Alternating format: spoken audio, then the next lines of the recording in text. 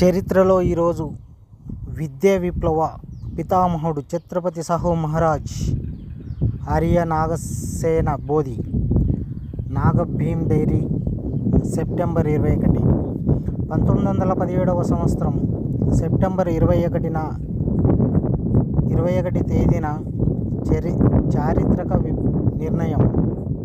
సరిగ్గా 108 సంవత్సరాల క్రితం 1917 సంవత్సరం సెప్టెంబర్ 21 తేదీన మహారాష్ట్రలోని కోల్హాపూర్ రాజ్యంలో మహోన్నత రాజు, సంఘ సంస్కర్త, ప్రగతిశీలి, చైతన్యవంతుడు ఛత్రపతి సాహు మహారాజ్ ఒక విప్లవాత్మక నిర్ణయం తీసుకున్నారు. ఆయన తన రాజ్యంలో ఉచిత నిర్బంధ విద్య, ఫ్రీ అండ్ కంపల్సరీ ఎడ్యుకేషన్ను ప్రకటించారు. ఇది కేవలం ఒక రాజు ఆదేశం కాదు, సామాజిక విప్లవానికి శ్రీకారం. ఆ కాలంలో శూద్రులు, అతిశూద్రులు, వెనుకబడిన వర్గాలకు విద్య అనే హక్కు దాదాపు నిరాకరించబడిన సందర్భంలో ఈ నిర్ణయం బహుజన సమాజానికి కొత్త కాంతి ప్రసరించింది. విద్య కోసం పన్ను విధానం. సాహు మహారాజ్ ఆదేశాల ప్రకారం ఈ నిర్ణయాన్ని అమలు చేయడానికి సంపన్నులపై ప్రత్యేక పన్ను విధించారు. నెలవారీ ₹100 ఆదాయం ఉన్న వారి నుండి ₹1 పన్ను వసూలు చేయాలని నిర్ణయించారు. ఈ పన్ను ద్వారా వచ్చిన నిధులు విద్య విస్తరణకు వినియోగించబడ్డాయి.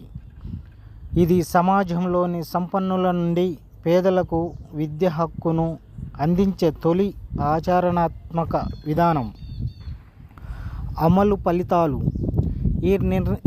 ఈ నిర్ణయం ఫలితంగా విద్యారంగంలో విప్లవాత్మక మార్పులు చోటు చేసుకున్నాయి.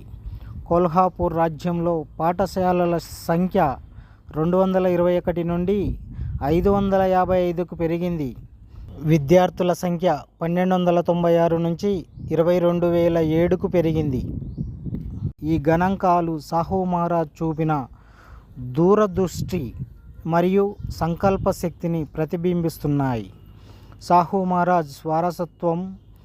సాహు మహారాజ్ కేవలం విద్యనే కాదు, సామాజిక సమానత్వం, దళితులు మరియు వెనుకబడిన వర్గాల హక్కుల కోసం నిరంతరంగా కృషి చేశారు. ఆయన కృషి ద్వారానే పూలే, అంబేద్కర్ లాంటి మానవులకు మార్గం సుగమమైంది. 1917 సంవత్సరం సెప్టెంబర్ 21వ తేదీన కేవలం ఒక తేదీ కాదు, అది భారత విద్య చరిత్రలో ఒక మైలురాయి. అణచివేయబడిన వర్గాలకు విద్యను అందించేందుకు ఒక రాజు చూపిన ధైర్యం, సమానత్వంపై ఆయన నిబద్ధత మనందరికీ ఆదర్శం. జయ హో ఛత్రపతి సాహు మహారాజ్. జయ హో, జయ హో.